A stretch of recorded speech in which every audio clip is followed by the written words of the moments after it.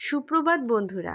দেখো আজকে হচ্ছে সেই বিশেষ দিন, তাই ঠাকুরকে পুজো দেওয়ার পর থেকেই ব্লগটা শুরু করে দিলাম যাতে দিনটা খুব ভালো কাটুক। আজ হচ্ছে আমার বাবুর জন্মদিন আর তোমাদের প্রিয় কিয়ান্সের শুভ জন্মদিন।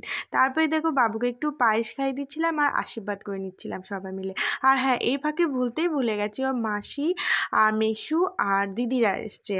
তো দেখো এইদিকেও দিদিও এসছে পাশে বসে। মাম্মাম, এই দেখো মাসি মানে মাম্মামকেও মাসি বলে, এই মাসিকেও মাম্মা বলে, দেখো কি উল্টোপাল্টা বলছি। তারপরে দেখো দিদি ওকে পায়েস খাইয়ে দিচ্ছে। এরপর দেখো ওর মেসু আসবে, মেসু ওকে খাইয়ে দেবে। চলো, এরপর দেখো কি করব, বাবুকে জোর জবরদস্তি করে বসিয়ে রাখা হয়েছে। এরপর দুজনের ঝগড়ার যেমন শেষ নেই, আবার দুজন দুজনকে ছেড়ে থাকতেও পারে না।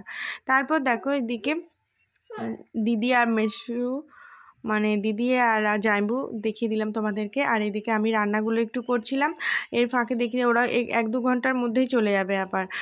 তাই তাড়াতাড়ি যতটা পেরেছি রান্না, আহামরি কিছুই রান্না হয়নি। কি করব, আমার জিজু দেখবে আর বলবে হ্যাঁ রান্না তো দারুণ করেছিলিস। তাই চলো ছাড়ো, তো আর কি করতেই থাকে। আর এই দেখো বাবুকে বসিয়ে দিয়েছি খেতে।